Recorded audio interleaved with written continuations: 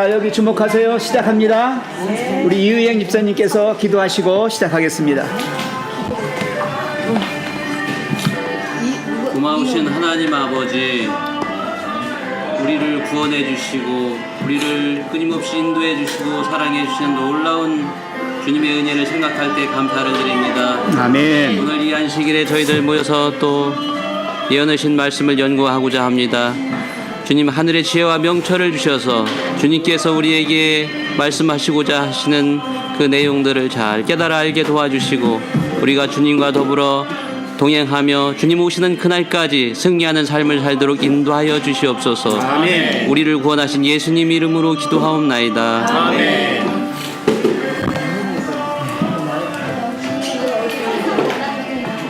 저걸 아웃시켰으면 좋겠는데. 그 위에서. 아니, 거기 가만 있어. 됐어.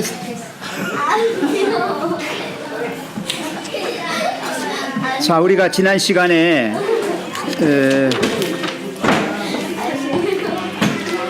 회개는 내가 하는 것이 아니다라고 배웠어요. 그죠? 그래서 이미 회개한 사람들의 마음속에는 성령께서 뭐 하신 거라고요? 역사하신 거라고 말씀을 드렸죠.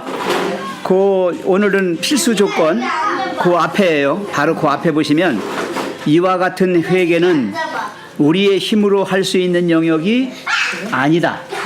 거기 한번 찾아보세요. 필수 조건 바로 앞에 있어요. 앞에 한 7째 줄 정도 앞에. 이와 같은 회개는 우리의 힘으로 할 수 있는 영역이 아니다. 회개는 내가 하는 게 아니에요. 우리 되게 하나님 믿고서 이 감동을 입는 사람들이 처음에 기도할 때 나도 모르게 눈물이 나오고 정말 마음이 이렇게 정말 꽉 차오르는 그런 모든 것들은 이미 뭐 하시는 거다? 성령께서 내 안에서 역사하신 결과다, 그런 거죠. 그러면서 뭐라 했어요? 회개는 오직 그리스도 곧 승천하시고 우리에게 영적인 선물들을 주시는 누구에게서만 온다고요? 그분께로서만 온다. 그분께로서만 온다. 아주 중요합니다. 예. 많은 사람이 회개를 이해하지 못한다. 그리하여 그리스도께서 그들에게 주고자 원하시는 도움을 받지 못한다. 예. 내가 나의 영적인 진정한 필요를 모르는데 어떻게 주셔도 모르는데, 그죠? 내가 받았는지 안 받았는지도 모르겠어요. 네. 진정한 필요를 느낄 때 이미 성령께서 내 안에 역사하셔서 회개가 이루어진 거예요. 그렇게 됐을 때 우리가 그리스도를 필요로 하게 돼요. 네. 그리하여 그리스도께서 그들에게 주고자 원하시는 도움을 받지 못한다. 그들은 자기가 먼저 회개하지 않으면 예수께 다가갈 수 없다고 생각한다. 그들은 회개가 그들의 죄를 용서받기 위한 길을 준비해 준다고 믿는다. 잘못하고 있는 것이죠. 회개가 먼저다, 그런 건 없습니다. 이미 우리가 하나님을 믿게 된 것은 이미 내 안에서 역사하신 성령의 역사의 결과로 그렇게 되어진 것이고 1단계 그것은 회개가 된 거예요. 되는 과정이고요. 그러면서 점점 예수님께 나아가게 되는 겁니다. 자, 회개의 필수 조건. 영어로 봐요. Conditions of repentance. 거기 보시면 돼요. 3장. 옛날 책이에요.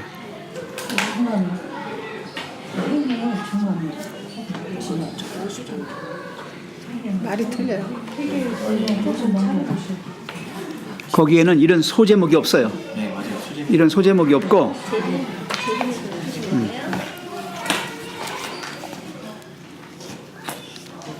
그래. 자,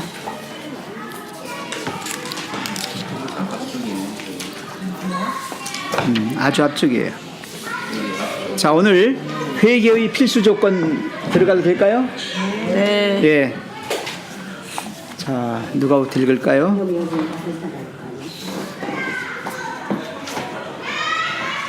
서동남 집사님, 네. 회개의 필수 조건 좀 읽어주시겠어요? 네.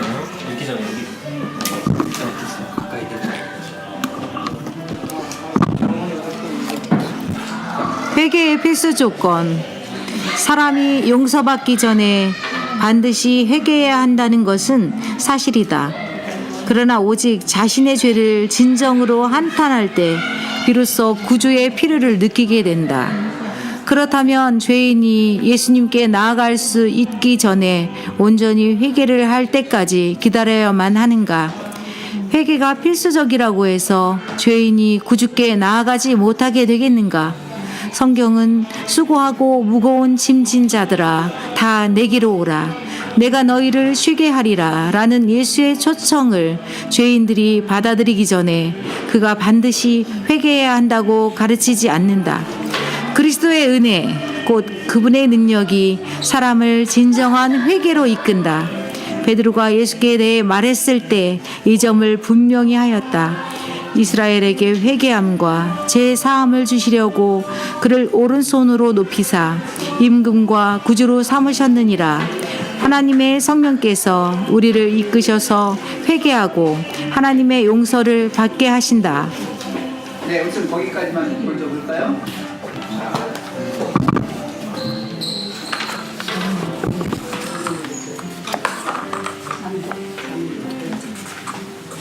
하나님이 용서해 주시려면은 우리에게는 먼저 회개가 필요한 건 사실이죠.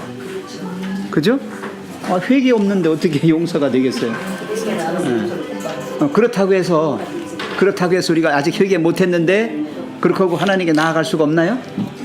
아니에요. 그럼요. 나아가야 용서받지. 말이 되죠? 예. 아이가 잘못을 저지르고 집을 나갔어요. 아버지가 무서워서 못 들어와요. 그렇다고 해서 아버지가 용서해 줄게 와라. 그런데 용서 이미 받은 거예요? 그러면? 어떻게 된 건가요? 나와야지. 예, 아버지께로 가야지요. 가야죠. 아버지 잘못했어요. 그렇죠. 오히려 더 이뻐해 주지. 그런 것처럼 마찬가지예요. 우리가 하나님을 믿을 때 뭐가 먼저고 뭐가 뒤고 막 꼭 따져가면서 그렇게 하지 마세요. 예? 그러면은 미우라. 미움받아.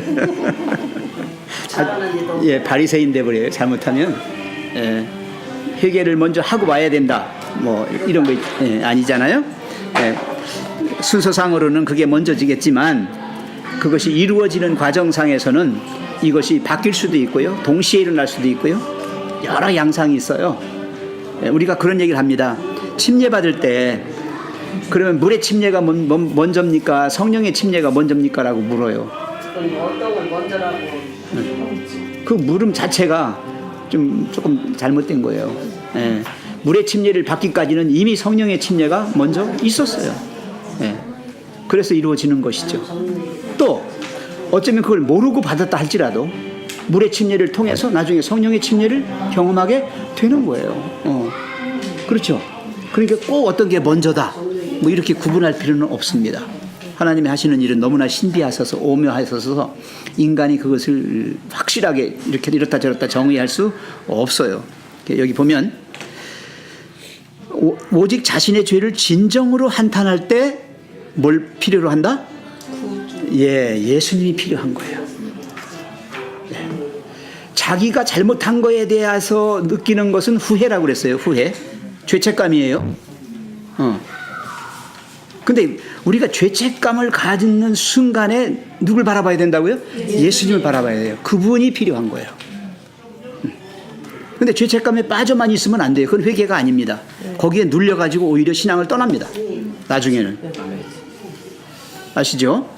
그래서 죄책감 좋은 것이지만 그거는 예수님을 놓치고 자기만 바라볼 때 죄책감이 생기는 거예요. 예수님 바라보면 죄책감에서 해방됩니다. 그래서 그렇다면 죄인이 예수께 나아갈 수 있기 전에 온전히 회개를 할 때까지 기다려야만 하는가? 그랬죠? 회개가 필수적이라고 해서 죄인이 구주께 나아가지 못하면 되겠는가? 하면서 답이 나왔어요. 마태복음 11장 28절에 보면 수고하고 무거운 짐진자들아 다 내게로 오라 내가 너희를 쉬게 하리라. 아하, 먼저 나가는 게 먼저구나. 알 수 있죠? 예. 회개하지 못했어도 괜찮아요. 있는 그대로의 모습 맞습니다. 우리 기도하지요? 예, 기도하실 때 우리 항상 그럽니다. 죄된 상태로 나왔습니다. 더럽고 추한 죄인의 모습이지만 하나님이 사랑으로 용서해 주실 줄 믿고 왔습니다. 야, 대단하지요? 예.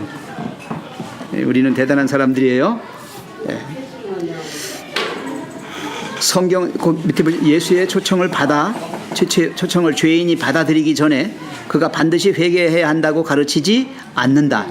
그리스도의 은혜 곧 그분의 능력이 사람을 진정한 회개로 이끈다. 여기 답이 나왔죠.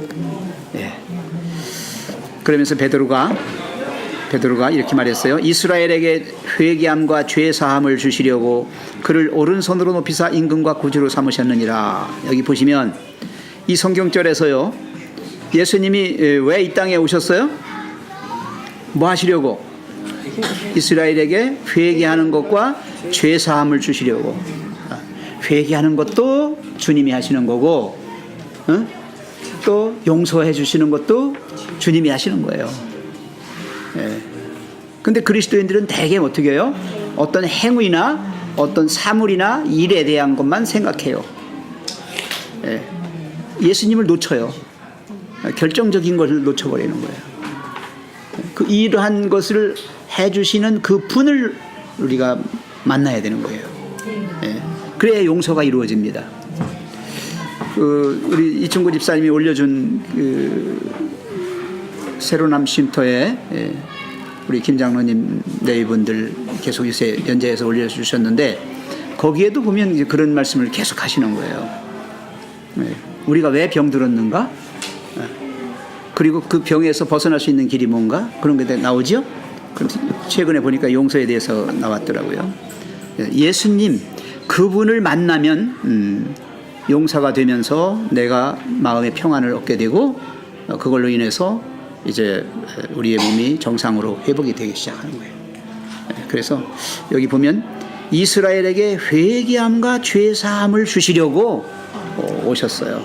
그래서 하나님께서 그래서 그를 높이셔서 임금과 구주로 삼으셨다. 하나님의 성령께서 우리를 이끄셔서 회개하고 하나님의 용서를 받게 하신다. 모든 올바른 갈망은 누구로부터 온다? 그리스도께로부터 온다. 요걸 하나 짚고 넘어갑니다. 갈망이라고 그랬어요. desire. 뭔가를 간절하게 목말라 하는 거예요. 이 목마름은 대단히 중요한 겁니다. 그리스도인들은 항상 헐떡거리는 사람들이에요. 뭔가 안 채워진 부분을 계속해서 채우기를 갈망하는 사람들이에요. 목마르지 않은 사람은 예수님 필요 없어요. 심령이 가난한 자는 그렇게 말씀하죠. 심령이 가난하다. 영적인 갈망이에요. 이대로는 아닌데, 이거 갖고는 아닌데, 보다 더 낫고 보다 더 좋고, 그죠? 계속 추구하는 그 마음이 있을 때 우리가 주님을 만나게 됩니다. 그게 없으면 주님 만나지 못해요. 왜? 내가 예수님께 나가고 싶지가 않은데 주님이 만나러 오실 리가 있어요? 오늘 반무섬에서 요한이 계시를 받지요. 그럼 그가 유배당에 있지만 그의 심령은 어때요 지금? 굉장히 예수님이 필요한 거예요. 생각해 보세요. 그 절박한 상황에서 나만 유배당한 게 아니라 그 일곱 교회가 지금 전부 다 환란 속에 있어요 지금. 이 로마의 통치는 더 강화되고, 이 그리스도인들은 계속 핍박받고, 이거 큰일 났어요. 절망 상태예요. 그때 정말 환한 빛으로 찾아오시잖아요. 그래서 아마 어느 때보다도 반모섬에서 안식일 날 이 사도 요한의 마음은 그리스도께를 목말라 하는 그것이 굉장히 강했을 거라고 생각해요. 그럴 때 하나님의 영광이, 하나님의 그 빛이, 참 빛이 이르러 왔다는 것이죠. 모든 갈망은 그리스도께로부터 온다. 그분은 우리가 죄를 미워하도록 해줄 수 있는 유일한 분이시다. 죄를 미워할 수 있다는 것. 바로 누가 할 수 있는 거예요? 예, 예수님만이 하실 수 있는 거예요. 예수 믿는 사람들은 죄를 미워하게 돼 있어요. 그래서 죄를 떠나게 돼 있어요. 죄가 좋아서 죄에 머물러 있으면 그 사람은 교회를 수십 년 다녔어도 그냥 그대로 자기 육적인 상태에 있는 거예요. 예, 죄를 미워하고 죄로부터 떠나고 싶어하는 것은 예수님이 하시는 일이다. 우리가 진리와 순결을 갈망하는 욕구를 느낄 때, 우리 자신의 죄된 상태를 보게 될 때 우리는 성령께서 우리 마음에 역사하고 계심을 알 수 있다. 이 부분에 대해서 좀 얘기 좀 하고 넘어가죠. 어느 분이 좀 경험 좀 얘기해 주실 수 있어요?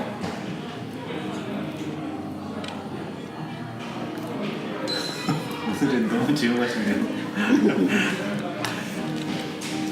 이게 죄된 형편을 깨달을 때라고 하는 이 말이 참 중요한 것 같아요. 왜 그러냐면 내가 죄된 형편, 그러니까 내가 죄인이라는 상태를 깨달아져야 예수님이 필요한 걸 그때서야 알아요.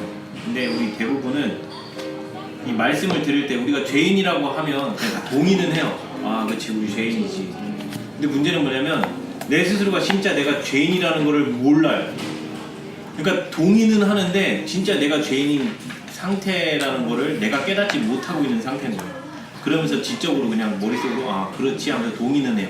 이게 무슨 차이가 있냐면 이 죄된 형편을 깨닫는다고 할 때 예수님이 하신 말씀 중에 네가 남을 용서를 하면 내가 너를 용서하겠다라는 그 말씀 있잖아요. 우리 주기도문에도 내가 그러니까 내가 우리에게 죄진 자를 사하여 준 것 같이 우리의 죄를 사하여 주옵시고라고 하는 이 말도 가만 보면 내가 진짜 내가 미워하는 사람을 용서할 수 있으면 그 사람은 회개한 거예요. 무슨 얘기냐면 저도 이게 전에 이런 얘기를 할 때 이 얘기를 들으면 이해가 안 갔어요. 뭔 소리야?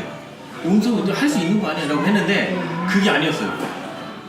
제 가정에서는 제가 제일 미워하고 있었던 사람이 제 아내였던 거예요. 근데 이 아내를 용서할 수 있었던 배경 중에 하나가 뭐냐면 전에는 아내가 하는 그 찌르는 말들, 그러니까 아까 우리 호동자 목사님하고도 잠깐 설거지하면서 얘기했지만 원수는요 멀리 없어요. 가까이에 있어요. 내 집안에 있는 내 가족이 다 원수예요. 내가 하나님을 믿기 시작하면 내 집안에 있는 가까운 사람들이 원수가 되기 시작해요. 이 집안에서 하나님의 이 사랑을 온전히 못 깨달아요. 그러다 보니까 뭐가 있냐면 말을 한마디를 하는데 나를 격동하는 말을 아주 잘 알고 있어요. 그래서 한마디를 딱 던져요. 어디를 찌르면 그렇지. 제가 그냥 바로 그냥 분노하고 뭐 하는지를 알기 때문에 그 한마디를 탁 찔러요. 그러면 전 같으면 그냥 여지없이 화를 냈어요. 근데 이제 이게 용서가 된다라는 개념, 그러니까 이 두 신의 음성, 하나님의 음성과 사단의 음성을 구분하기 시작하면서 달라지는 게 뭐냐면 아, 와이프가 이게 사탄의 음성을 듣고 그렇게 하고 있었구나라는 걸 깨달은 거예요. 왜? 나도 사탄의 조종에 의해서 내가 선택한 게 아니라 사탄이 준 생각을 내가 하고 있는 것처럼 내가 잘못 알고 있었던 걸 깨달았기 때문에 이제는 와이프가 찌르는 말을 들을 때 아, 죄인과 죄를 분리할 줄을 아는 거예요. 이게 죄인과 죄를 분리해서 보기 시작을 하면 와이프를 용서해 줄 마음이 생겨요. 근데 이게 내가 하는 생각이 아니고 기도드려야 그 생각이 나와요. 그때 진짜 죽어라고 예수님 붙잡아야 돼요. 그 막 분노가 이 찌르는 말 들으면요 진짜 경건하게 살아왔다고 생각하지만 그 찌르는 말 한마디로 인해서 그날 바로 그냥 진짜 늪으로 빠져들어요. 사랑을 안 하기 때문에 그런 거예요. 그래서 네, 맞아요. 그래서 이 죄된 형편이라는 게 정말 그때 깨달아져요. 내가 분노함을 느끼려고 했던 과거에는 내가 그런 말을 듣고도 분노를 했지만 지금은 그거를 이제 도와주세요라는 기도가 아버지 이 영혼이 지금 사탄에 의해서 자기가 그렇게 하고 있다라는 이 말을 이렇게 찔르는 말을 하고 있다는 걸 못 깨닫고 있으니 그걸 깨닫게 해주세요. 그리고 제 마음을 지켜주세요라는 기도가 나오게 됩니다. 그러니까 이게 그렇게 바뀌더라고요. 이 죄된 형편이 남이 아니라요. 내가 돼야 돼요. 내가 진짜 죄인이라는 거를 이거를 깨달을 수가 있으면 성경 거의 다 이해하고 진짜. 아멘.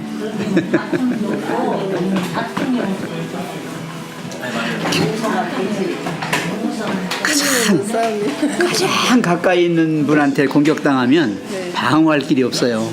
직접 들어오니까. 멀리서 제3자가 공격할 때는 방어할 수 있는 기회가 있어요. 시간도 있고 그런 어떤 마음의 여유가 있는데 가장 가까이에서 아픈 곳을 이렇게 찔른다거나 하게 되면 그냥 직사포가 나오죠. 그죠? 반응이. 근데 거기서 자기의 죄된 모습을 보는 사람은 그 죄의 또 다른 면을 볼 수 있는 거예요. 아, 저건 저 사람이 그러는 게 아니라 저 사람 속에 역사하는 사탄이 지시구나. 이렇게 깨닫게 되면 우리는 또 달라져요. 그래서 사람을 미워하는 거하고 죄를 미워하는 거는 다른 거예요. 다른 거예요. 그래서 예수님은 뭐라고 했어요? 예수님은 이 세상을 미워하시지만 세상 속에 있는 사람을 어떻게 해요? 사랑하시는 거예요. 예, 그래서 오신 거죠. 예, 죄된 속에서 우리를 구원하시기 위해서. 이 거울 보셨어요? 거울을 멀리 놓고 보시면요, 굉장히 미남이고 미녀예요. 그죠? 근데 거울이 점점 가까이 와요. 거울이 점점 가까이 와서 바짝 보면요. 그죠? 예, 자기의 모든 더러움이 다 보여요. 예, 주님과 가까이 하면 자기의 죄된 모습이 그대로 거기에 투영돼요. 그래서 날마다 우리가 그런 자기의 연약함, 자기의 죄된 부족함 이런 것들을 깨달을 때 비로소 내가 겸손해지고 주님의 도우심이 필요하게 돼요. 그걸 깨닫게 되는 거예요. 자, 여기 지금 나왔어요. 내가 땅에서 들리면 모든 사람을 내게로 이끌겠노라 이렇게 말씀했는데 거기서부터 좀 읽어주시겠어요? 읽어주세요. 그리스도는 세상 죄를 위하여 돌아가신 구주로 죄인에게 제시되어야 한다. 그리고 우리가 갈보리의 십자가에 달리신 하나님의 아들을 바라볼 때 우리를 구원하기 위한 하나님의 계획을 이해하기 시작한다. 그때 비로소 하나님의 인자하심이 우리를 회개로 이끈다. 그리스도께서 죄인들을 위하여 돌아가셨을 때 그분은 우리가 이해할 수 없을 만큼 큰 사랑을 보여주셨다.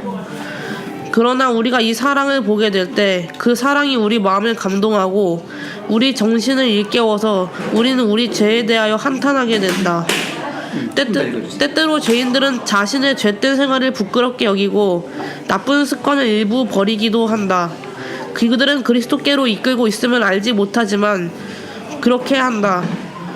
이끌리고 있음을 알지 못하지만 그렇게 한다. 죄인들이 올바른 일을 하고 싶은 진지한 바람으로 그들의 삶을 변화시키려고 할 때면 언제나 그리스도의 능력이 그들 안에서 역사하고 있는 것이다.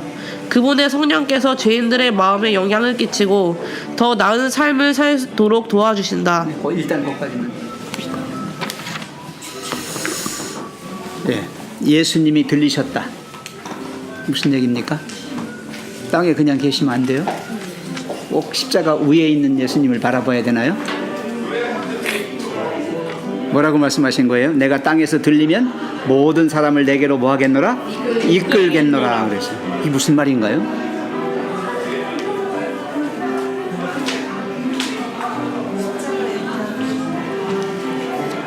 예, 십자가의 사랑을 보는 거예요.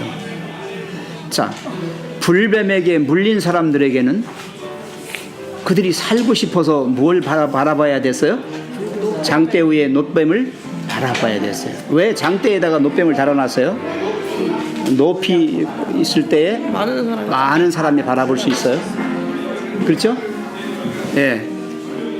그리고 그 십자가가 예수님이 들리신 그 십자가가 우리에게 뭘 주고 있어요? 용서. 예, 하나님의 사랑을 보여주고 있어요. 그러면 우리 속에 있는 모든 죄됨과 그 추악한 더러움들이 이게 다 그 사랑에 어떻게 됩니까? 덮여져요. 용서받아요. 도말되는 겁니다. 저는 여기 그리스도의 사랑이 그 허다한 이런 죄를 뭐 한다? 덮어준다는 이 표현이 아주 참 너무 좋아요. 예. 그래서 하나님의 사랑을 깨달을 때 용서함을 받았다고 하는 강한 그런 어떤 기쁨, 어떤 그 마음의 평안, 이게 확 다가와요. 이 사랑을 못 깨달으면 아무리 이렇게 이론적으로 우리가 잘 알고 신앙을 한다고 하더라도 이러한 감동이 없어요. 그리고 어떤 변화가 없어요. 여기 보시면 그렇게 말씀했어요. 아까 읽으신 것 중에서 그리스도는 세상 죄를 위하여 우리 돌아가신 구주로 죄인에게 죄시 되어야 한다. 세상 죄를 위하여 돌아가신 구주. 우리가 아직 죄인 되었을 때 십자가의 죽으심으로 말미암아 하나님의 사랑을 우리에게 뭐 하셨다고 그랬어요? 확정하셨다 그랬죠. 네. 정말 이 죄인, 이 죄가 얼마나 흉악무도한 것인가. 네. 그러한 속에서 우리를 구원하시려고 당신의 생명을 주셨다. 네. 죄인의 친구라는 말이 우리 그 지금 사역 교재로 지금 나온 거 중에 보면 죄인의 친구라는 표현을 어떻게 생각들을 하세요? 왜 그러냐면 이 죄인의 친구라는 말이 참 의미로 다가오면 이게 너무 감사한 말이더라고요. 왜 그러냐면 이 예수님은 하나님이시고 말씀이시고 또 나중에는 또 홀로 한 분이실 그분인데 이분은 죄를 정말 극도로 싫어하신 분이에요.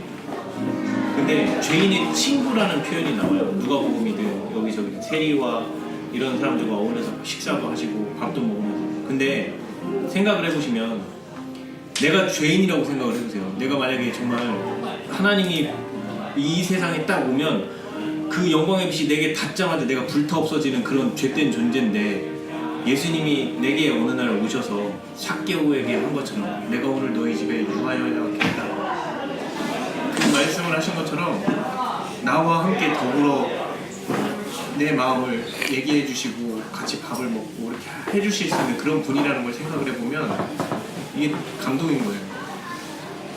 왜 그러냐면 이게 친구라는 표현이 나의 얘기를 들어주고 나의 얘기를 좀 더 따뜻하게 나를 위로해주고 그럴 수 있는 그런 분으로 묘사되거든요. 근데 생각을 해보세요. 내 가족 중에 내 얘기를 얼마나 따뜻하게 들어주고 나를 지지해주고 그런 사람이 내 가족 중에 있어야 돼요. 나와 제일 가까운 사람 중에 그렇게 할 수 있는 사람이 얼마나 되냐고요. 내 가족조차도 그렇게 못하는데 이걸 해주시는 분은 오로지 예수님밖에 없는 거예요. 그러니까 위로 죄인의 친구라는 이 한마디만 갖고도 갖다 붙일 수 있는 게 되게 많아요. 그래서 그거를 조금 보면 이 예수님이 이 땅에 오셔서 우리를 위해서 돌아가시고 또 우리를 구원해 주셨지만 더 중요한 건 이 땅에 오셔서 우리랑 함께 하셨다라는 그 장면들을 곳곳에서 사복음서에서 이렇게 쭉 찾아보시면 우리 죄인에게 이렇게 다가오셨구나.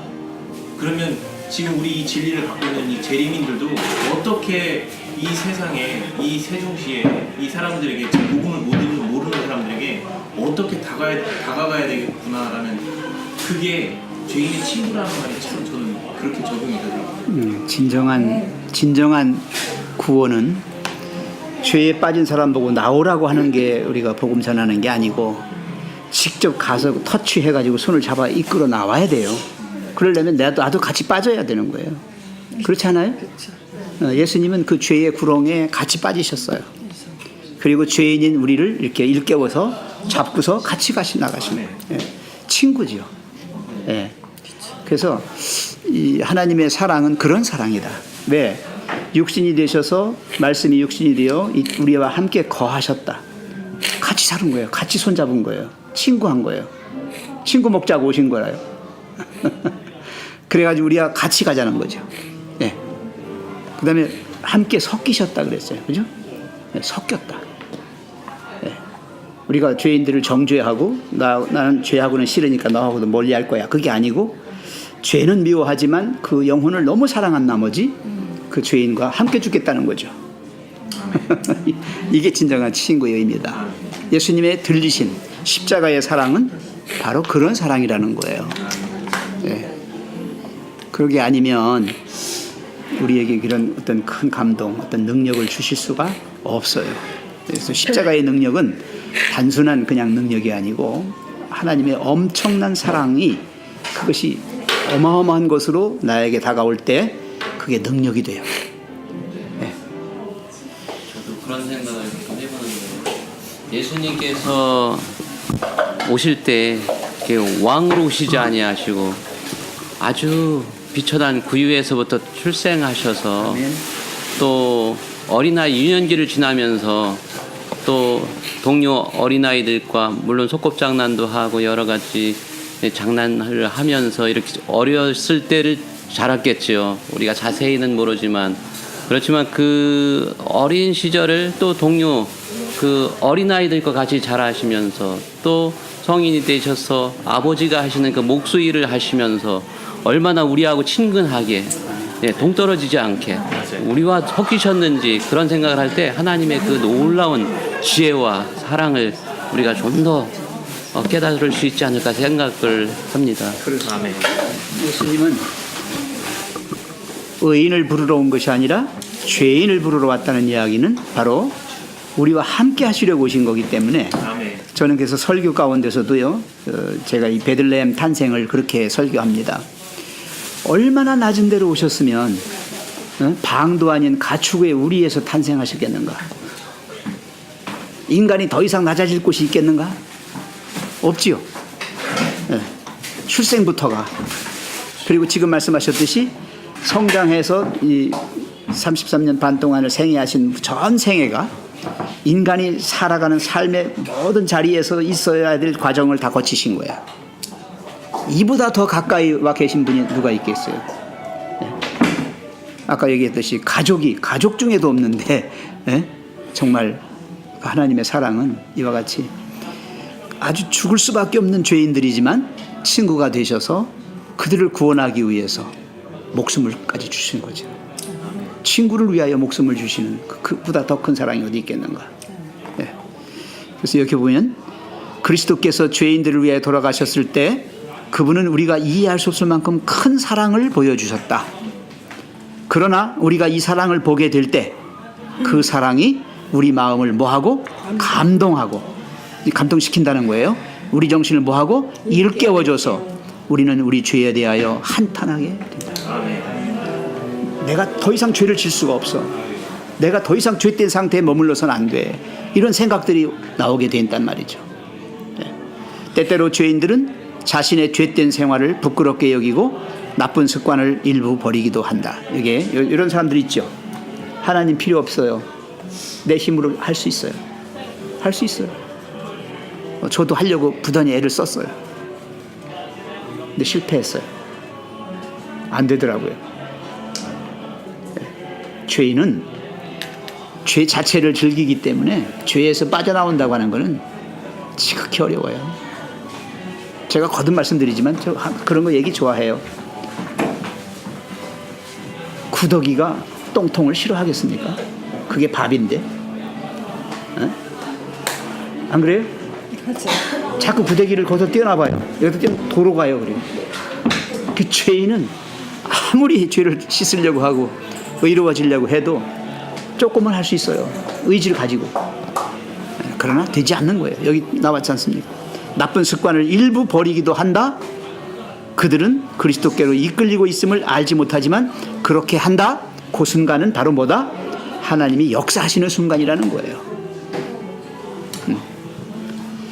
죄인들이 올바른 일을 하고 싶은 진지한 바람으로 그들의 삶을 변화시키려고 할 때면 그때는 언제나 뭐라고요? 그리스도의 능력이 그들 안에서 역사하고 있는 것이다. 이걸 꼭 기억하십시오. 그것마저도 되지는 않지만 그래도 그런 하려는 의지가 생겨나고 조금이라도 했다면 그 자체가 지가 한 게 아니라 뭐라? 하나님이 하신 거라는 거예요. 나는 우리의 어머니들, 우리의 할머니들 굉장히 존경하고 정말 감사하게 생각하는 게 그분들이 뭘 알았겠어요. 옛날 어르신들이요. 제가 어린 시절만 하더라도 50년대 때만 하더라도 문맹률이 90%였습니다. 글자 몰라요. 뭐가 뭔지 몰라요. 투표하라고 투표장에 보냈더니 어디다가 도장 찍어야 되는지 몰라가지고 앞사람이 찍어야 그거 보고 찍는 건데 그런 분들이 어떻게 뭐 하나님에 대한 개념을 뭐 어떻게 알았겠어요? 그러나 원초적으로 그분들의 마음속에 이미 심어진 어떤 마음들이 계셨다. 그것은 하나님의 역사였다. 전 믿어요. 그래서 오히려 더 순수하고 더 정말 진정한 그런 신앙을 그들은 하셨다라고 저는 봐요. 네. 그래서 오늘날 이런 시대, 이런 복합적인 문화가 이렇게 있는 시대에 살아가는 우리가 더 범죄하기 쉽고 범죄하고도 죄인지도 몰라요. 그걸 즐기고 있어요. 네. 근데 여기 지금 얘긴 대로 그런 것까지도 지금 하나님께서 하시는 거라고 하는 걸 생각하시고 감사하시기 바랍니다. 그 다음에 그분의 성령께서 죄인들의 마음에 영향을 끼치고 더 나은 삶을 살도록 도와주신다. 여기에서 제가 성령께서 역사하신 경험 한번 말씀드릴까요? 저에게 이복 오빠가 있었어요. 근데 사소한 오해로 저를 막 원수 취급을 해갖고 너 내가 죽기 전에 네가 어떻게 되는지 보겠다 이렇게 했는데 그때는 내가 이게 사탄이 하는 거는 모르고 억울함에 막 내 억울함을 하소연만 하다가 한 10년은 서로 관계가 끊어졌었어요. 근데 우리 오빠는 광명시에 살고 전 개봉동에 사는데 늘 그 아파트를 바라볼 때마다 제가 저절로 손이 모아서 기도를 하게 되는 거예요. 하나님이 이 오해를 제발 풀어달라고. 그래서 늘 기도를 그렇게 오랫동안 했는데 제가 이제 여기 세종에 오면서 갑자기 어느 날 오빠한테 연락이 왔어요. 연락이 와가지고 너를 만나고 싶다 그러는 거예요. 엄마랑 같이 와라. 그래갖고 이제 엄마 저기 살렘동산 계신 어머니를 모시고 예산 수덕사에 있는 식당을 갔어요. 근데 우리 오빠가 그때 봉투에다가 100만 원 용돈을 엄마한테 드리면서 저 순노야 나를 용서해다오. 내가 너한테 큰 죄를 지었다고.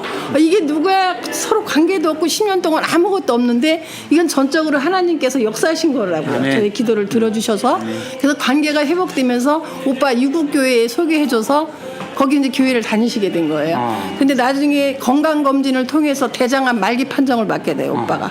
그렇게 예, 그 오빠가 그 대장암 말기 판정을 해서 시한부 6개월을 받게 되는 거예요. 근데 금운동 목사님이 그 유국교회에서 이렇게 안식일만 놓으셔서 하는데 우리 오빠가 놀랍게 변화되고 맨날 우는 거죠.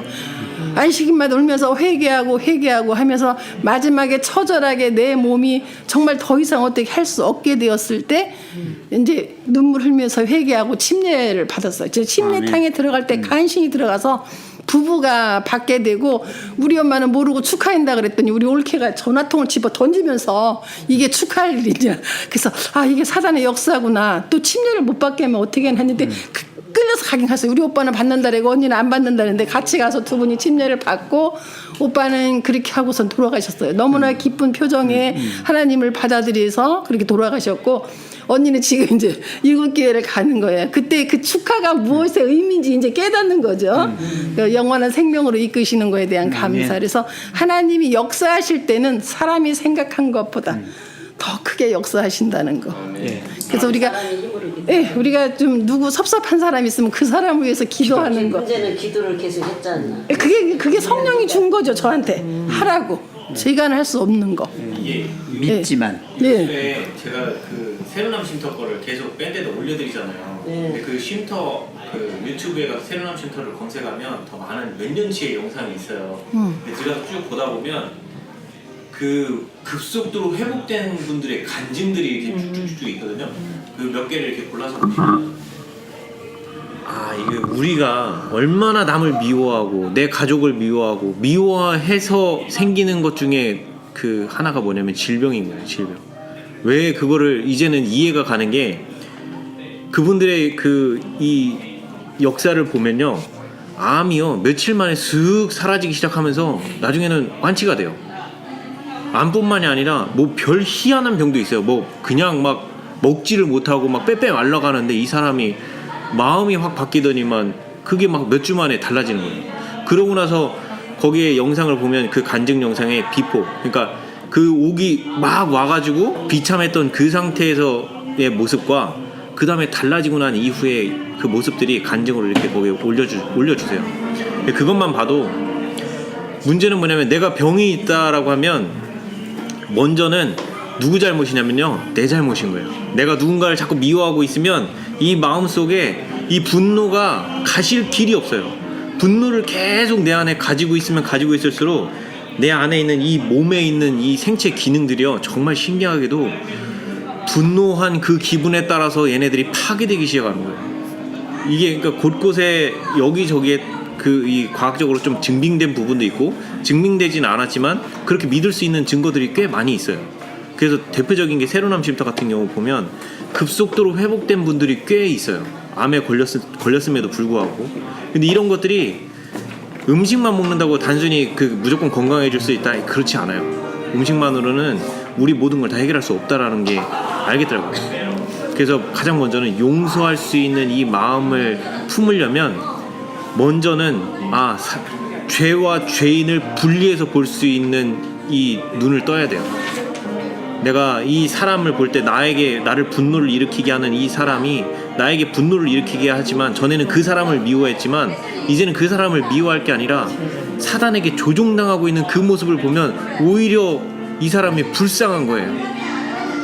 그러니까 그거를 생각을 해보면 정말 이제부터는 사단이 미워지기 시작해요. 우리를 얼마나 이렇게 가지고 놀고 우리의 결과가 끝에는 뭐냐면 죽음을 마지막에 사단이 우리에게 주는 건 뭐냐면 그렇게 실컷 갖고 놀다가 나중에 하나님도 모르게 한 다음에 죽게 하는 게 이 사단이 가장 바라는 것 중에 하나예요. 하나님의 형상을 닮은 이 형상을 완전 못쓰게 망가뜨려서 아예 하나님 모르고 멸망하게끔 자기랑 같이 죽게끔 이게 하는 사단의 우리 시대 때 할 수 있는 이게 사단의 일이에요. 그리고 이제 하나 중요한 건 뭐냐면 우리가 하나님의 역사는요 꼭 믿는 사람에게만 있는 게 아니에요. 아멘. 이방인들에게 역사하셔요. 아멘. 틀림없어요. 여러분 탕자가 아버지를 그렇게 배반하고 떠나가서 아버지 재산 다 탕진하고 정말 아주 어려운 상태에 있을 때 그때 왜 그 탕자의 마음속에 아버지께로 돌아가겠다는 생각이 납니까? 네? 자기가 저지른 죄 생각하면은 멀리 도망가도 더 도망가야지. 다 까먹었으니까 이제, 그죠? 그렇죠. 근데 왜 돌아갈 마음이 생기고 아버지 집에 아버지 계시지? 그 아버지 집에 가서 내가 머슴이라도 살아야지. 그런 생각이 들어서 돌아올 때 예언의 신에 뭐라고 그랬어요? 그렇게 멀리 가 있었어도 성령께서 그의 마음을 어떻게 했어요? 계속 그 속에 역사하셨어요. 네. 그래서 아까 우리 윤선노 집사님 얘기하신 거는 바로 그러한 내 마음에 미움이 있다라고 할 때 그 사실 우리가 그리스도인이라면 사람을 미워해서는 안 되고요. 죄가 미운 거예요. 근데 사람들은 어떻게 해요? 사람을 미워한단 말이에요. 죄 때문에. 그 죄 때문에. 죄만 없으면 그 영혼 참 얼마나 사랑스럽고 좋습니까? 그렇잖아요. 네. 그래서 우리가 이걸 분명히 하셔야 돼요.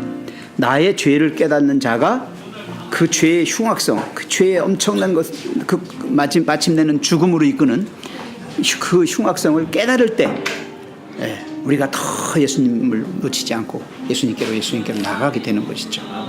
그래서 예수님이 들리셨다. 그래서 그분의 사랑을 보았다. 그 사랑에 압도될 때 내 마음에 진정한 평안과 안식이 이르러온다. 그 다음에 그런 말씀이 써 있어요. 자, 읽어주세요. 그 다음에 유성재 집사님. 그리스도께서 죄인들을 이끌어 그분의 십자가를 쳐다보고 그들의 죄가 그분을 죽게 했다는 사실을 깨닫게 하실 때 죄인들의 양심의 번민이 생긴다. 그때 죄인들은 그들의 죄가 얼마나 잔인한지 알게 된다. 그리스도의 의에 대하여 무엇인가 깨닫기 시작한다. 그들은 울부짖는다. 죄가 무엇이란 말인가? 어찌하여 그리스도께서 돌아가셔야만 했는가? 우리의 생명을 구원하기 위해 이 모든 사랑과 고난이 요구되었단 말인가? 우리가 영원한 생명을 얻을 수 있도록 그리스도께서 이 모든 것을 겪으셨단 말인가? 죄인은 하나님의 사랑을 거절하고 그리스도께 이끌리는 것을 거부할 수 있다. 하지만 죄인이 거절하지만 않으면 주님께로 이끌리게 될 것이다. 죄인을 구원하기 위한 하나님의 계획을 배우게 될 것이다. 십자가로 가서 하나님의 귀한 아들에게 고난을 준 죄를 회개할 것이다. 자연 세계를 통치하시는 하나님은 또한 사람들의 마음에 말씀하신다. 하나님께서는 그들이 소유하고 있지 않은 무엇인가에 대한 커다란 갈망을 주신다.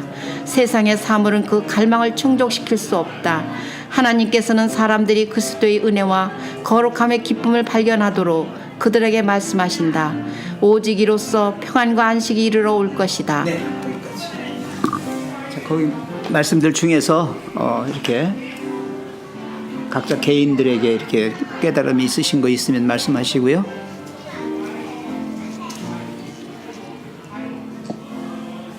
아까 우리가 나눈 이야기 속에 다 들어있긴 합니다만은 내가 얼마나 정말 엄청난 죄인인가, 내 속에 얼마나 큰 죄가 있는가 하는 걸 우리가 알게 된다고 그랬죠. 예.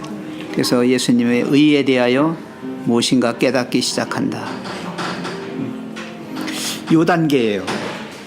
갈급함을 느끼는 순간에, 목마르다 하는 걸 느끼는 순간에 이제 물이 필요하죠. 생수가. 그러면 생수가 어디서 나오는지를 알아요, 내가. 그러면 샘가로 달려가는 겁니다. 바로 샘 되시는 예수님이죠. 예수님에게서부터 나오는 영생수란 말이에요. 그걸 마셔야만 되기 때문에 예수님이 필요한 것이에요. 그럼 예수님은 어떤 분이신가? 이분은 가기만 하면 주시는 분이다. 그렇게 우리가 믿어요. 그죠? 값없이 와서 뭐하라? 먹으라. 네. 자, 예수님이 어떤 분이신가를 알아야만 우리가 또 더 가까이 나가게 돼 있어요. 혹시 이러다가 예수님이 나한테 물 한 모금 영생수라고 주시고서는 사기치는 거 아닌가? 그러면 못 가는 거죠. 그죠? 예. 그래서 갈망 속에서 이르러 오는 그리스도에 대한 지식, 그 다음 단계입니다. 하나님이 어떤 분이신가?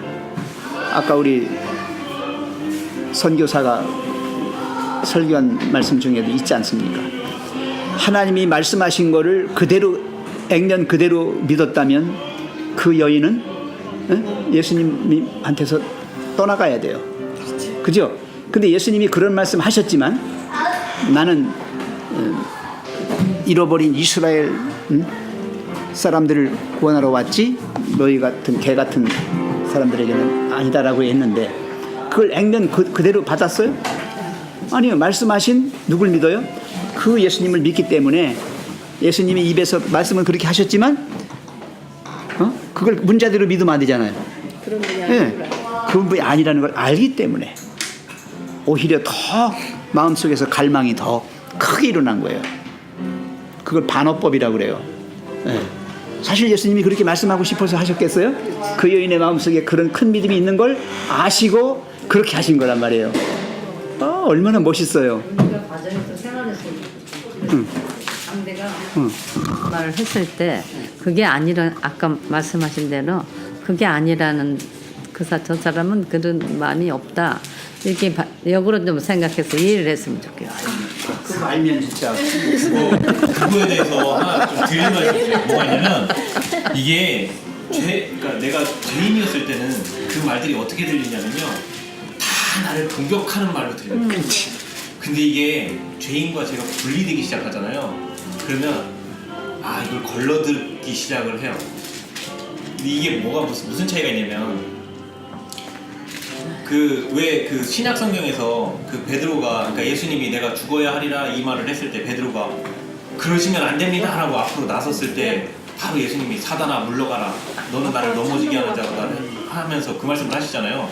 이게 거기서 힌트를 얻은 게 뭐냐면 우리가 이 죄를 깨닫고 내가 회개를 하기 전까지는 그걸 몰라요. 근데 이걸 그 회개를 하고 나면 깨닫게 되는 게 뭐냐면 나와 이 사람 간의 관계를 맺어갈 때 이 관계 중간에 항상 악이 껴있어요.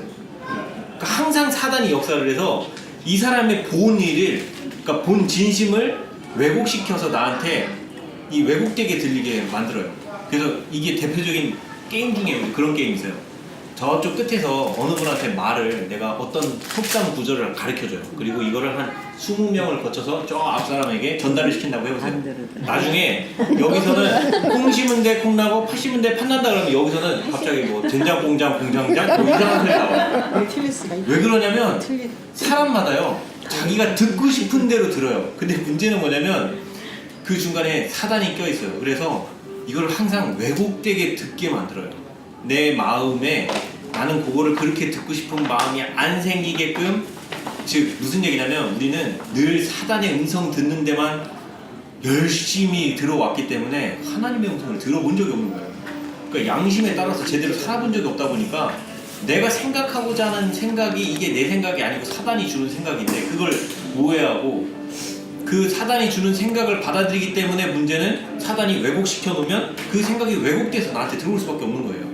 그러니까 아니 원리가- 어떤 데는 잘 받아들이다가 어떤 데는 왜곡돼서 받아들이는 거 하루에도 뭐 그래요. 그러니까- 몇 번 마귀가 들었다 나갔다 부부간에 맞아요. 부부간에 특히 더 그렇죠. 맞아요. 그러니까 매일 매 순간이 쟁투고 그게 되게 희한한 게 뭐냐면 그 사이에서도요 무조건 사단만 역사하는 건 아니에요. 그러니까 싸우는 천사가 와서 또 심지어는 미가엘 우리 예수님이 그 전쟁에 능하신 미가엘 장군으로도 나와서 즉 오해하고 있는 이 인간관계에서 틀어지지 말도록 사단과 이 악의 쟁투가 이미 벌어지고 있는 거예요. 근데 문제는 내가 어느 쪽에다가 어느 편에 귀를 갖다 대고 듣고 있느냐가 문제인 거지. 이게 우리가 회개를 딱 하고 나면 달라지는 것 중에 하나가 뭐냐면 그걸 분리를 해서 보기 시작을 하면서 달라지는 게 그 사랑은 형제의 허물을 덮어준다는 이 말이 이해가 돼요. 아 그래서 덮을 수 있다라는 거구나 라고 그게 이해가 돼요. 그래서 우리가 항상 이거 생각할 때 내가 이 사람한테 이런 말을 할 때 오해할 수가 있구나 또는 내가 이걸 오해해서 들은 건 아닐까 되짚어보고 생각해볼 필요가 많이 있어요. 나라면은 저 말을 전혀 오해할 날이 아니다 생각하는데 상대편은 오해하고 곡해한다. 아니 그게 많아요. 진짜 많아요. 그러니까. 그런 경우. 네, 맞아요. 좀 매일 매 순간의 싸움이죠. 네, 맞아요. 매일 매 순간. 말씀하세요. 친해서 이렇게 농담을 하잖아요. 네. 이제 친하다고 느꼈기 때문에 근데 막 발끈할 때 너무 황당해요. 그럴 때는 난 정말 친한 것 같아서 농담으로 얘기하고 그랬는데 이해를 정말 친한 사람의 더한 얘기도 이해를 해요. 근데 이상하게 삐딱하게 들은 사람들이 있어요. 그때는 내가 이제 나랑 덜 친하구나. 뭔 말을 친하고.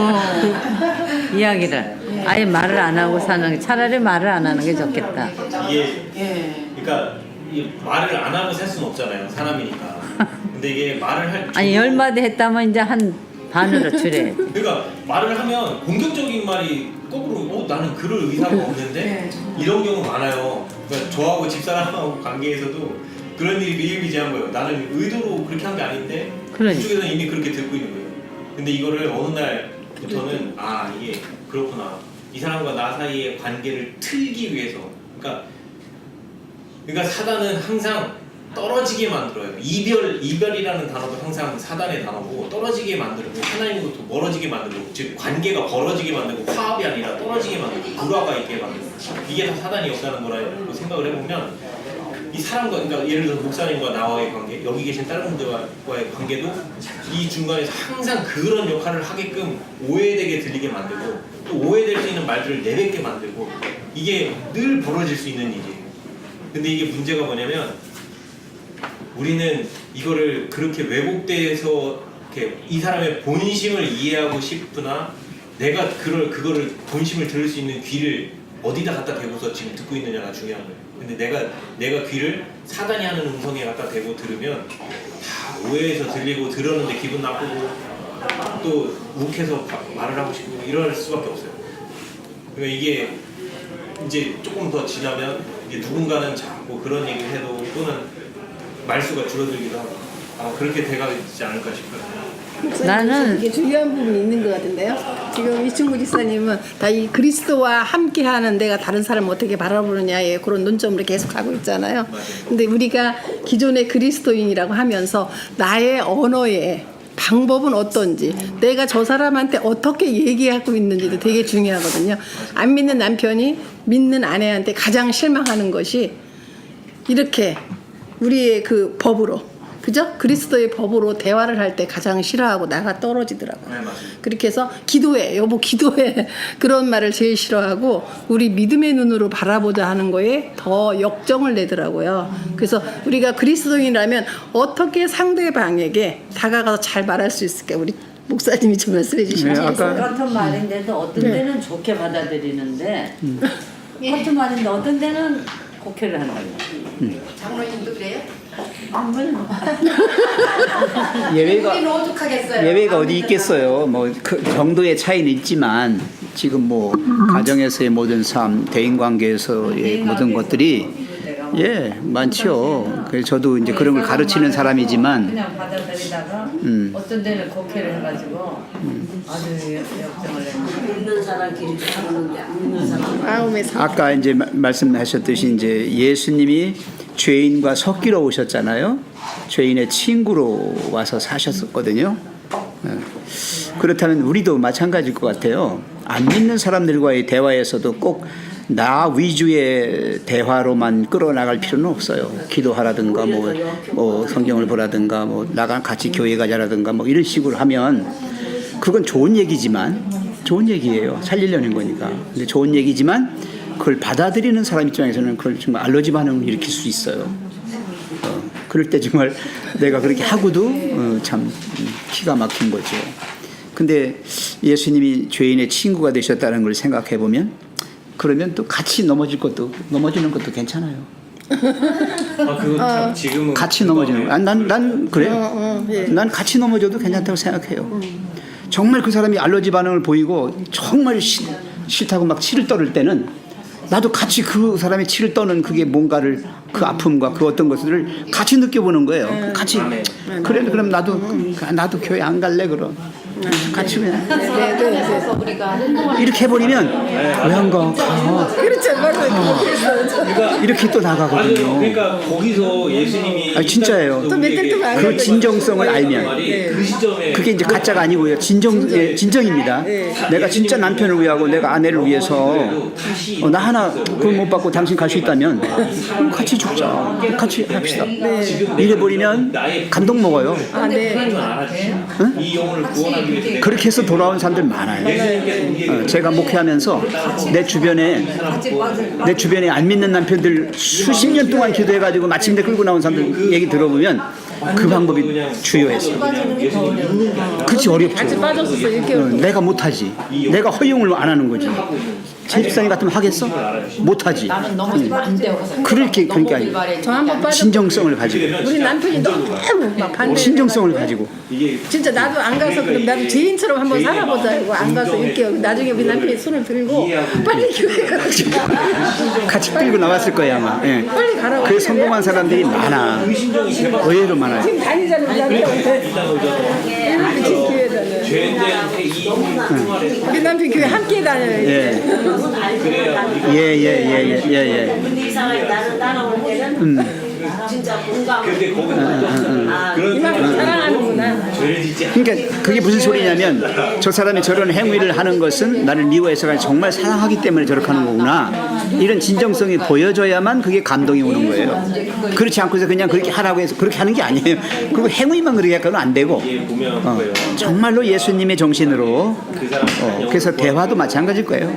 대화도 예수님이라면 내가 하는 이 말을 어떻게 하셨을까 이걸 생각하고 말했으면 아마 큰 상처는 안 줄 겁니다. 네. 저도 그런 대화법을 많이 이렇게 가르치는데 그래서 흔히 사람은 자기 본위의 말을 해요. 자기 생각을 말하고 자기의 어떤 것을 관철시키려고 그래요. 근데 그건 대화가 아니에요. 진정한 대화는 아니에요. 정말 그 영혼을 사랑하는 마음 가지고 대화할 때 그것이 상처가 안 돼요. 찔려도 부드러운 스펀지로 건드리는 것 같지 날카로운 빗으로 찌르는 것 같지가 않다고요. 그게 있어요. 네. 자, 여기서 두 가지만 하나 알아요. 첫째는 뭐냐면 죄가 얼마나 무서운 것인가. 죄에 대한 것을 알게 됩니다. 그 다음에 예수 그리스도의 의에 대하여 알게 되는 거예요. 의로우신 그분을 발견하게 되는 거예요. 그러면서 그분에 대한 걸 알게 됩니다. 영생은 곧 유일하신 참 하나님과 그의 보내신 예수 그리스도를 아는 것이다 할 때 그 안다는 말은 대단히 중요한 거예요. 예수님이 오늘 요한계시록을 통해서 뭐라고 했어요? 내가 아노라, 내가 아노라, 내가 아노라. 계속 그 말씀하셔요. 그죠? 예수님은 우리를 그만큼 많이 아셔요. 근데 우리는 예수님을 얼마나 알아요? 이름 석자밖에 더 알아요? 예수님 그거밖에 더 알아요? 뭘 하십니까? 2000년 전에 태어나셨고 우리를 위해 십자가 달려 돌아가셨고 객관적인 사실만 모아놨지 정말 예수님 알아요? 아, 조금 알 것 같아요? 냄새 나요? 냄새 맡았어요? 이걸 알아야 된다는 거예요. 죄의 흉악성을 느끼면서 그리스도의 의를 아는 순간에 예수님에 대하여 알기 시작하는 거예요. 알아가는 과정이에요. 신앙은 하나님을 알아가는 과정이지 어떤 결과를 이루어내는 게 아니에요. 근데 사람들은 결과를 생각하는 거예요. 자꾸. 내가 지금 얼만큼 믿었을까? 이만큼이면 구원받을 수 있을까? 이렇게 자꾸 그걸 재려고 그래요. 네, 과정이 중요한 거다. 네, 알아가는 과정입니다. 애기들이 항상 그러잖아요. 자기 엄마 냄새를 기가 막히게 안다는 거예요. 애기들이. 교회 다니는 애기들이요. 이렇게 맡아보고서 냄새 안 나면 자기 엄마 아니라는 거 알아요. 금방 알아요. 네? 그러고 울어요. 낯가리니까. 근데 자기 엄마 냄새가 나면 거기 붙어갖고 있는 거예요. 엄마 아니래도 엄마 비슷한 냄새만 나면 애들이 붙어 있어요. 희한합니다, 그거. 네. 그래서 하나님께서 본능적으로 우리 마음속에 하나님을 알고 싶어하는 갈망과 동시에 하나님에 대한 지식을 가질 수 있는 그런 것을 설계해 놓으셨어요. 아까 그 사단의 마음이냐 그리스도의 마음이냐 하는 것은 우리 마음속에 마음이 이미 그리스도의 것으로 설계가 되어 있는데 그것을 사단이 그 계획을 갖다가 이렇게 자기 본의로 바꾸려고 하는 거죠. 그래서 대장투가 일어나는 겁니다. 여기에서 본래 하나님이 원래 우리 마음속에 주셨던 죄된 상태가 아닌 죄짓기 이전에 인간의 본성 속에 심어주셨던 그게 있단 말입니다. 그것을 우리가 그리스도께서 거기에 좌정하실 수 있도록 그렇게 해가는 과정이죠. 그게 신앙입니다. 여기 그 나온 겁니다. 죄인은 하나님의 사랑을 거절하고 그리스도께로 이끌리는 것을 거부할 수 있다. 하지만 죄인이 거절하지만 않으면 주님께로 이끌리게 될 것이다. 죄인을 구원하기 위한 하나님의 계획을 배우게 될 것이다. 여기 배우게 된다는 게 알아가는 것을 말하는 거예요. 네? 이걸 꼭 성경 책을 통해서만 아는 게 아니에요. 나중에 나옵니다. 자연계를 통해서도 알게 되고 사람들의 마음속에 이미 말씀하셔서 그 말씀이 살아있어요. 속에. 이걸 내가 인식하지 못하는 거예요. 그렇게 말 써 있어요. 보세요. 십자가로 가서 왜 십자가로 가서 그랬어요? 거기에 하나님의 크신 사랑이 있으니까 하나님의 귀한 아들에게 고난을 준 죄를 뭐 하게 될 거다? 회개하게 할 것이다. 거기 가서 회개하는 거예요. 그 사랑 앞에서 이 죄가 얼마나 무서운 것이고 예수님의 그 의가 살 길이라는 거 알고 그분이 어떤 분이신가 크신 사랑으로 나를 위해서 돌아가셨다. 그거예요. 이게. 그래서 회개하는 거예요. 그 다음에 거기 아까 읽은 중에서 자연 세계를 통치하시는 하나님 나왔습니다. 왜 이 말씀이 나왔을까? 자연은 인간과 달라요. 인간은 선택의 의지에 의해서 선택할 수 있어요. 자연은 그렇지 않아요. 자연은 일방적이에요. 하나님의 천연 법칙에 의해서 돌아가요. 자연계가 거역하는 거 봤어요? 거역하면 돌연변이에요. 돌연변이 된 것은 얼마 못 가서 멸종합니다. 종이 연장이 안 돼요. 돌연변이들은. 그래서 하나님의 법칙에 그대로 100% 순응하는 게 자연이에요. 그래서 자연 세계를 통치하신 하나님은 또한 사람들의 마음에 말씀하신다. 하나님께서는 그들이 소유하고 있지 않은 무엇인가에 대한 커다란 갈망을 주신다. 영적 목마름은 하나님이 주시는 겁니다. 그리고 해결도 하나님이 해주실 겁니다. 그래서 우리가 계속 목말라 하면 하나님은 우리의 영적 필요를 채우시기 위해서 가까이 다가오시고 우리가 거절하지만 않으면 그분은 계속해서 나를 아는 일에 끌어당겨 주실 거다. 더 깊이 알게 되고 더 오랜 시간 알게 되고 그래서 정말로 내 영혼 속에 완전히 하나님의 것으로 이 체질이 바뀌어버리는 거예요. 또 보겠습니다. 세상의 사물은 그 갈망을 충족시킬 수 없다. 이걸 꼭 기억하십시오. 이걸 대체물이라고 그래요. 영적 갈망을 갖다가 육적인 것으로 해결해 보려고 합니다. 안 채워집니다. 실이 다른데요. 가짜예요. 가짜는 더 목마르게 만듭니다. 목마른 사람이 짠 소금물 먹으면 어때요? 더 물켜요? 단 설탕물 먹으면요? 더 물켜요? 응? 그렇죠? 목마른 사람에게는 순수한 물을 줘야 돼요. 그 순수한 물이 여기 지금 예수 그리스도예요. 예수 그리스도의 의예요. 예. 그게 들어가야 되는 거예요.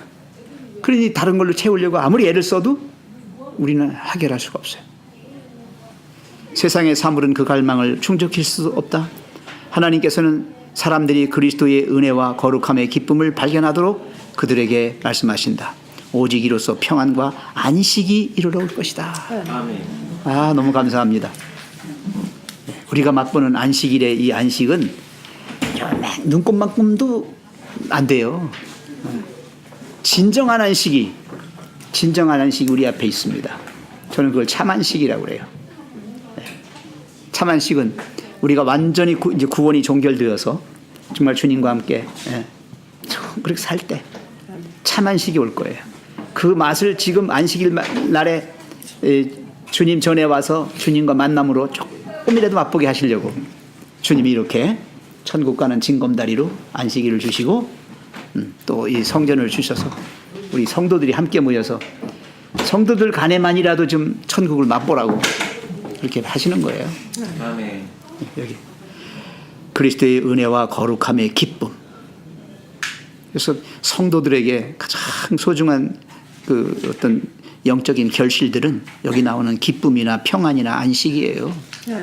네. 그리스도인 마음속에 이게 없으면요 여전히 믿어도 믿음의 그 어떤 행복을 느낄 수 없어요. 예. 만약 사도 요한이 반모섬에서 그러한 상황에 있을 때 인간적으로 정말 어땠겠는가 한번 생각해 보셨어요? 인간적으로. 기가 막힌 얘기 아니겠어요? 하나님 이게 뭡니까? 제가 지금 나이가 90이 됐는데 기름가마 속에도 들어갔다 나왔고 별 고난을 다 당해 마침내 이제 마지막 순간을 이 유배지에 와서 지금 이렇게 홀로 있어요. 우리가 내가 구원을 잘못한다고 따지지. 예, 막 대들죠. 근데 그 순간에 하나님 찾아오셔가지고 그에게 그걸 열어주시는 거예요. 미래를 열어주셔가지고 확신을 갖게 만들어서 얼마나 요한이 정말 행복해했을까. 제가 한번 생각해봤어요. 은혜와 거룩함의 기쁨, 평안과 안식. 우리 안식교인들은 마지막에 오는 이 평안과 안식이라고 하는 이 말씀이요. 꼭 기억하십시오.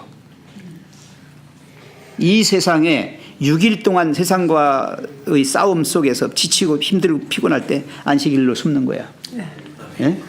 내 일터, 내 가정, 내 이 생활하는 그런 삶의 터전에서 힘들고 어려우면 교회로 달리는 거예요. 이 성전. 성전과 안식일은 바로 그러한 우리의 영혼을 이곳에 와서 재충전하고 새롭게 됨으로써 다시 또 나가서 싸울 수 있는 그런 어떤 힘과 능력을 부여받게 된다. 이렇게 기억하시면 좋겠습니다. 조금 더 하고 마칠까요? 조금만 더 하겠습니다. 자, 우리 구주께서는 거기서부터 좀 누가 좀 읽어주시겠어요?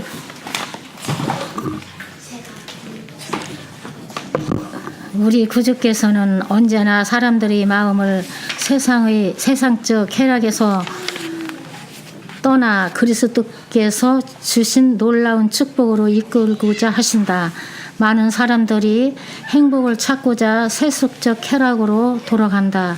이 세상의 메마른 우물에서 물을 찾으려는 사람들에게 주님은 말씀하신다. 오라 하시는도다. 듣는 자도 오라 할 것이요 목마른 자도 올 것이요 또 원하는 자는 값없이 생명수를 받으리라. 이 세상이 줄 수 있는 것보다 더 나은 무엇인가를 바라는 마음이 있다면 이는 하나님께서 그대에게 말씀하고 있는 것이다.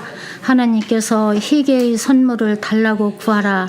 그리고 그리스도의 무한한 사랑과 완전한 순결을 보여달라고 구하라. 구주의 생애는 하나님의 법이 하나님과 다른 사람들을 사랑하는 데 기초하고 있다는 사실을 분명히 보여준다. 이타심과 사랑과 친절함은 예수께서 생애하신 목적이다. 그러므로 우리가 구주를 바라보고 그분에게서 오는 빛이 우리를 비출 때 우리는 얼마나 죄 많은 사람인지 깨닫게 된다.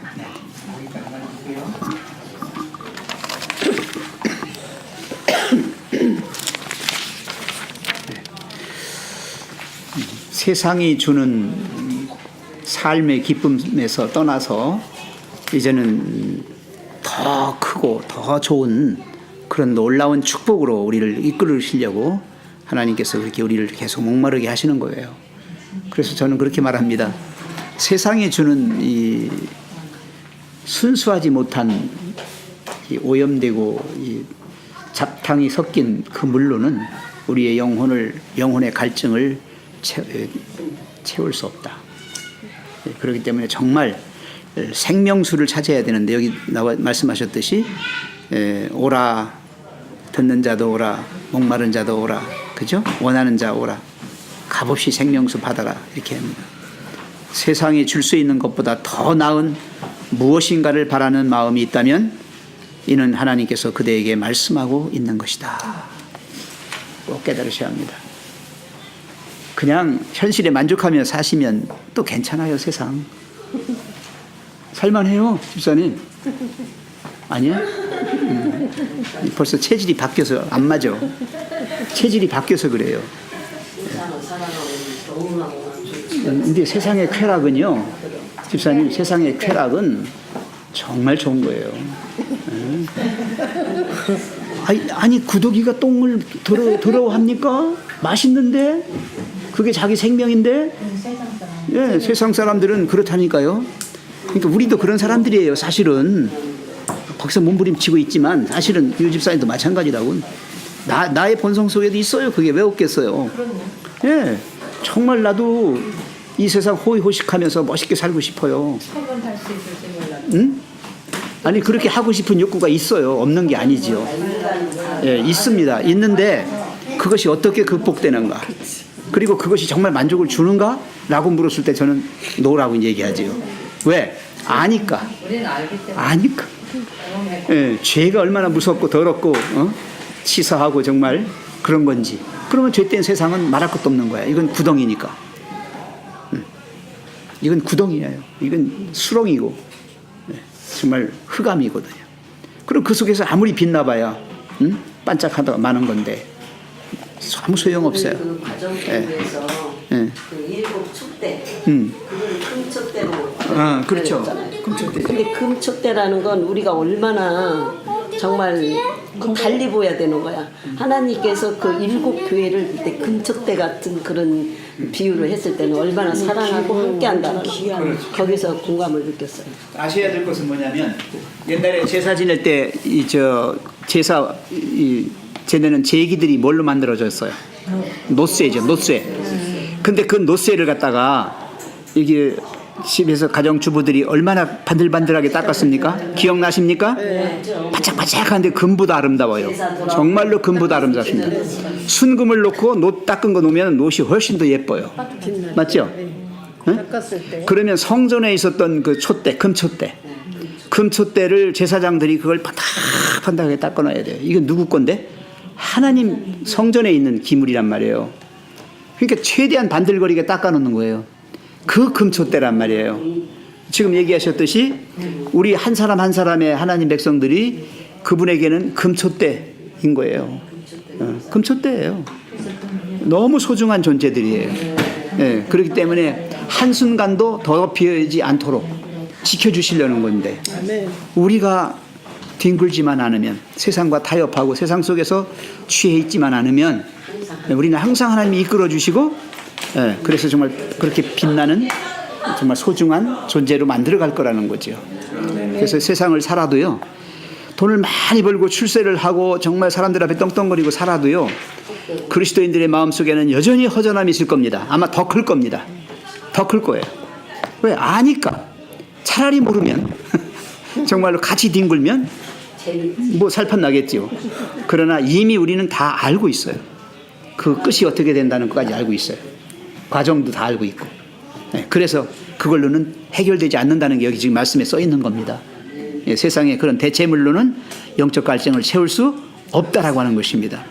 예, 그 다음에 또 읽어보세요. 이 세상에 줄 수 있는 것보다 더 나은 무엇인가를 바라는 마음이 있다면 이는 하나님께서 그대에게 말씀하고자 하는 것이다. 하고 있는 것이다. 하나님께 회개의 선물을 달라고 구하라. 그리고 그리스도의 무한한 사랑과 완전한 순결을 보여달라고 구하라. 예. 그래서 그 갈망이 정말 영적 갈망으로 승화되고 그렇게 되면 하나님께서 이제 그 모든 것들을 다 해결해 주신다라고 하는 겁니다. 구주의 생애는 하나님의 법이 하나님과 다른 사람들을 사랑하는 데 기초하고 있다는 사실을 분명히 보여준다. 이걸 알으셔야 합니다. 이제는 자기중심적인 이기적인 그런 삶이 아니라 여기 나오는 대로 하나님 중심적이고 또 다른 사람을 사랑하는 이타적인 그런 데에 기초하고 있다. 하나님 나라의 법은 그래요. 사랑의 법이에요. 네. 이타심과 사랑과 친절함은 예수께서 생애하신 목적이었다. 여기 세 가지 꼭 동그라미 치시든지 밑줄을 그어주세요. 네. 그리스도인 속에서 나타나는 세 가지입니다. 이타심, 사랑, 친절함. 그리스도인들이 무뚝뚝하면 안 돼요. 네? 네. 좀 사근사근 하세요. 사근사근 아십니까? 초할아버지 압니까? 인사를 하더라도 좀 아주 정말 인사 잘하세요. 좀 이게 안녕하시오. 뭐 이렇게 하지 마시고. 그렇게는 안 해도 지역 따라 좀 그런 게 굉장히. 아니 근데 그리스도인 학교에 오면은 학교에 입학하면은 이제 인사법도 다시 하셔야 돼요. 아니 제가 지금 교육하러 다녀요. 제가 이 출판전도부에 계신 분들 동역자들 교육시켜요. 뭐 시키느냐면 사람들 만나서 인사하는 법, 악수하는 법, 말하는 법 다 가르치거든요. 집집 방문하니까 방문하는데 가서 기분 나쁘게 하고 가면 하나님 욕먹이는 거잖아요. 그래서 미소는 어떻게 짓고 말할 때 대화는 거리를 얼마를 두고 말하고 이 톤과 이 음량 이런 것까지 다 정확하게 해서 이렇게 해주는 거예요. 그러면 정말 그런 게 있었어요? 그래요. 진짜 우리가 너무 그걸 모르고 살아요 지금. 뱉으면 말인 줄 아는데 아니에요. 아까도 얘기했지만 좋은 말 했는데 상대방 상처받는다니까. 그래요 정말로. 이 사람 진짜 저기 살찐 게 죽겠는데 통통한 게 뭐 예뻐졌다야. 그렇게 하면 기분 되게 나빠요. 기분 되게 나빠요. 그죠?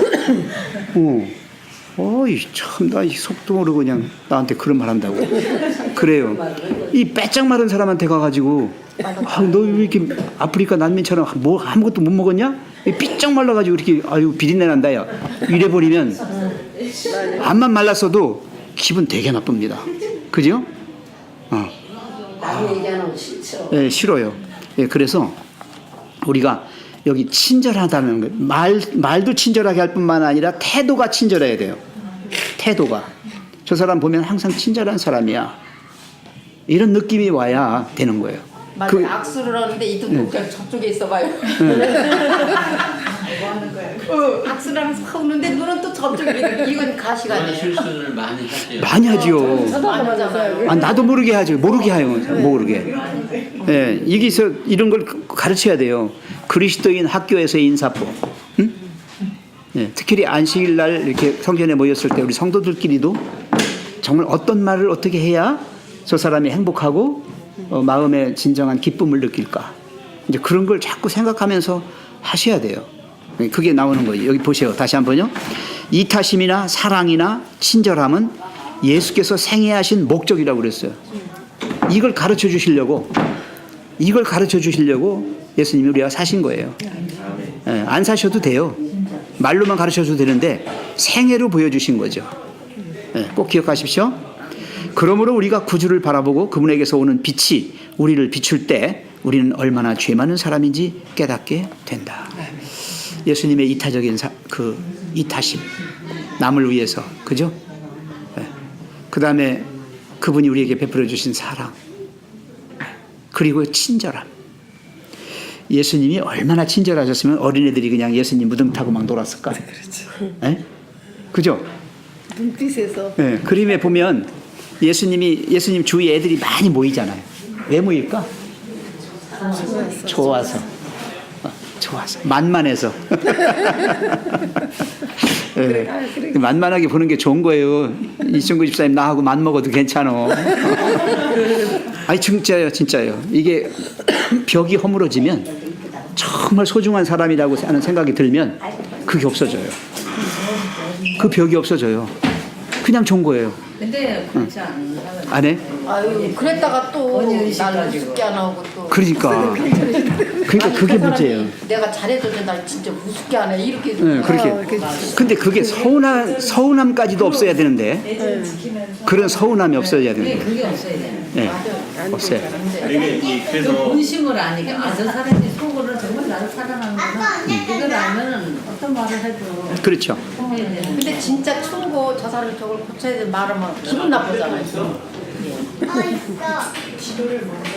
그냥 아닌데도 예쁜 소리만 해야 좋아하는 그게 예, 언어라고 하는 건 그래요.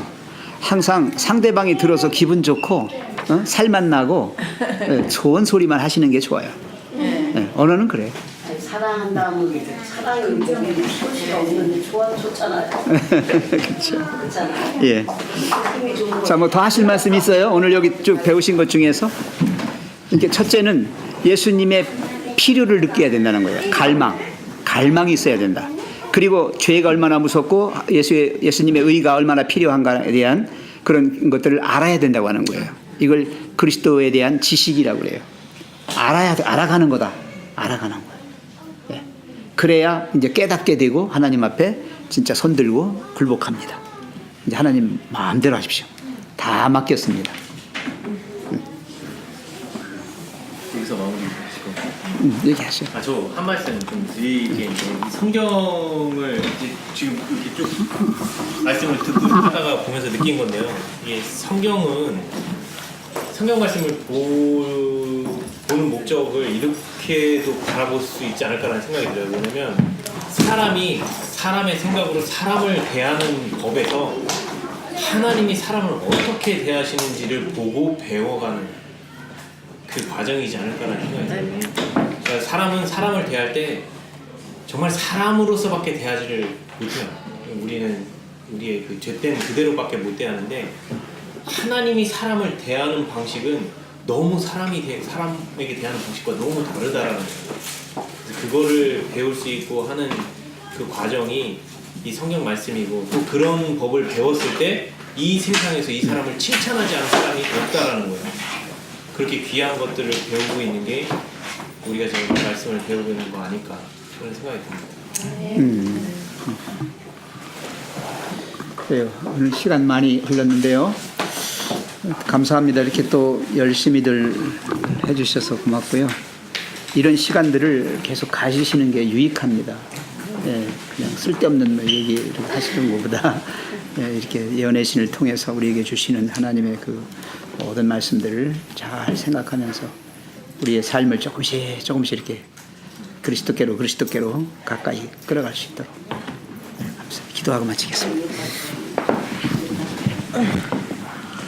자비하신 우리 주님, 우리에게는 한 점의 의도 없는데 그래서 정말 죽을 수밖에 없는데 이렇게 사랑하셔서 우리를 위하여 죽으셨을 뿐만 아니라 우리를 영원한 생명회로 이끌어 가시기 위하여 오늘날도 금초대 사이를 거니시는 주님의 발자국 소리를 들으며 행복해하고 기뻐하고 또 마음에 참된 안식을 갖게 하여 주시니 감사합니다. 주님, 험난한 세상 살아갈 때 우리에게 힘 주시고 능력 주셔서 모든 것들을 이기고 마침내 승리하게 해주심을 믿고 감사합니다. 아멘. 우리의 영적 갈급함이 더 주님께로 이끌어가는 우리의 삶의 발걸음이 되게 하여 주시고 우리의 마음이 전폭적으로 열려서 십자가의 사랑을 온통 우리 마음에 끌어안을 수 있도록 도와주시옵소서. 아멘. 그리하여 정말 주님이 이 땅에 오셔서 생애하시면서 행하셨던 모든 것들이 진정한 하나님의 사랑이었음을 깨닫고 우리 또한 그런 사람이 될 수 있도록 은총 베풀어 주시옵소서. 아멘. 주님께서 약속하신 바 모든 약속의 말씀들이 우리의 삶에서 이루어지고 또 우리가 보지 못하고 듣지 못하나 우리 주님이 이미 우리를 통해서 이루시겠다고 약속하신 모든 각자의 인생의 목적과 또 인생의 길들을 계획하신 하나님 그 뜻을 따라서 살아가는 저희 모두가 되게 해 주시옵소서. 아멘. 예수님의 이름으로 감사 기도드리옵나이다. 아멘. 네, 감사합니다.